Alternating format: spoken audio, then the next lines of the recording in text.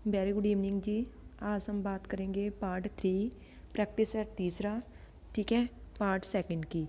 इसमें हम 31 number question देखते हैं। निम्न राज्यों पर विचार कीजिए। अजातशत्रु, बिंदुसर और प्रसेनजित, जे इनमें से कौन कौन बुद्ध के समकालीन थे? तो जो बुद्ध के समकालीन थे वो थे अजातशत्रु और प्रसेनजित।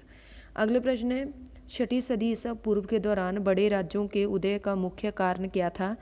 तो वो था जी उत्तर प्रदेश और बिहार में व्यापक पैमाने पर लोहे का उपयोग, ठीक है।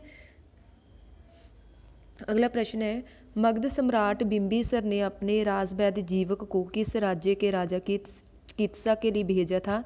तो वो था अवंती। किस शासक ने अवंती को जीतकर मगध का हिस्सा बना दिया? तो वो था शिशुनाग। किस मगध सम्राट ने अंग का विलय अपने राज्य में कर लिया? वो था बिंबिसार, ठीक है। शिशुनाग ने किस राज्य का विलय मगध साम्राज्य में नहीं किया? तो वो आएगा काशी। काशी और लिच्छवी का विलय मगध साम्राज्य में किसने किया? अजातशत्रु, ठीक है।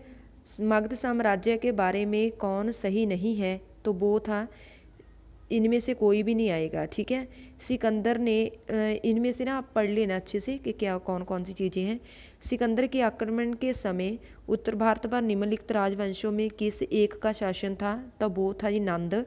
निम्नलिखित में से कौन सा एक ईसा पूर्व 6वीं सदी में प्रारंभ में भारत का सर्वाधिक शक्तिशाली नगर राज्य था? तो वो था मगध। 42 नंबर प्रश्न है, निम्नलिखित में से कौन कौन से भारत पर ईरानी आक्रमण के प्रभाव के रूप में माना जाता है? तो वो था खरोष्ट लिपि का प्रचार, अभिलेख उत्कीर्णन करने की कला का प्रचार, ईरानियों की तप प्रणाली का प्रचार। इसे पढ़ लेना अच्छे से, क्या प्रोनाउंसिएशन है इसकी, इसके लिए माफ़ी। घंटा आकार के गुम्बज की कला का प्रचार, स्त्री अंगरक्षकों की नियुक्ति। ये पांचों चीज़ें जो इसके संबंध में की गई हैं सही है। निम्नलिखित में से कौन सा एक ही सिकंदर के आक्रमण का प्रभाव नहीं था? तो वो था उसने भारत को यूनान की रियासत बनाया, ठीक है। निम्नलिखित में से किस राज्य में गणतंत्रात्मक शासन व्यवस्था नहीं थी? तो वो था मगध। निम्नलिखित में से किसे सेनिया नियमित और स्थायी सेना रखने वाला कहा जाता है? तो वो था बिंबिसार।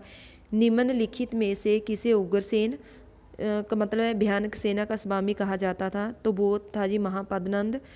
डेरियस दारेबाहु एक ने 516 BC में सिंधु के तटवर्ती भूभाग को जीतकर उसे ईरान का 20वां प्रांत बनाया। उससे कितना राजस्व प्राप्त हुआ था? तो वो था जी 307 टैलेंट, ठीक है।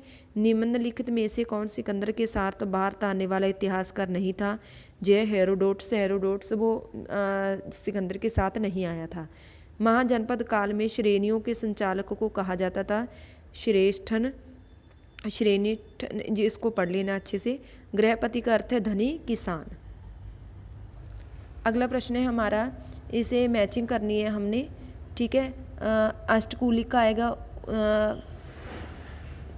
परामर्शदायी संस्था, महामात्र का आएगा उच्च कोटि के अधिकारी, बल साधक का आएगा किसानों से कर वसूलने वाला अधिकारी, ठीक है। शौलिक का आएगा शिल्पियों व व्यापारियों से शुल्क या चुंगी वसूलने वाले अधिकारी, ठीक है। कि जैसे हमारे पास आज के समय में अलग अलग ऑफिसर हैं, ठीक है, हर एक चीज़ से रिलेटेड, तो वैसे ही उनके नाम है यहाँ पे जो उस समय हुआ करते थे। मगध के किस प्रारंभिक शासक ने राजारोहण के लिए अपने पिता की हत्या की? हमें इसी कारणवश अपने पुत्र द्वारा मारा गया? तो वो था अजातशत्रु। विश्व का पहला गणतंत्र वैशाली में किसके द्वारा स्थापित किया गया था? लिच्छवी द्वारा, ठीक है। जे आगे फिर हमारे पास मैचिंग है। तो पहला है हमारे पास क्रूर का क्या आएगा? इंद्रप्रस्थ। पंचाल का आएगा जी हमारे पास अहिष्यत्र। कौशल का है हमारे पास साकेत। वत्स का आएगा कौशाम्बी, ठीक है। आगे है, निम्न में से कौन एक बौद्ध ग्रंथ 16 महाजनपदों का उल्लेख करता है? तुझे अंगुत्तर निकाय। 6वीं शताब्दी ईसा पूर्व का मत्स्य महाजनपद स्थित था राजस्थान में, ठीक है।